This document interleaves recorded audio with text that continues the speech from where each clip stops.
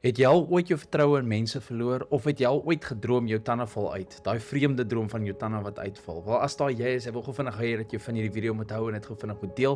Kom ons luister wat sê die amazing Barbara Klassen, wat die skryfster is van Settles vir Drome en The Dream Book, oor wat dit beteken as jou tande uitval.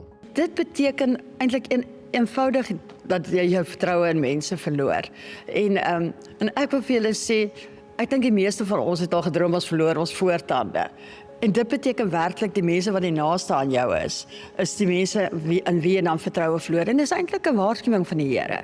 Want hy sê moenie op die arm van vlees vertrou nie, maar vertrou op die gees van die Here. So dis werklik 'n waarskuwing wat die Here dan vir ons gee. Ek wil graag vir jou bid. Here, in die naam van Jesus Christus kom ek nou na U toe.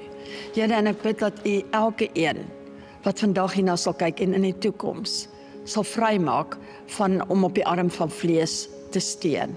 En dat U hulle werklik sal bring op 'n plek waar hulle net in U vertrou. So as jy daai een is wat gedroom het jou tande val uit, of as jy die een is wat jou geloof in mense verloor het of jou hoop in mense verloor het, wil ek hê jy moet asseblief daai droom deel of daai ervaring hier onder in die kommentaarafdeling deel, sodat ons vir jou kan bid vandag in Jesus naam. Bless jou.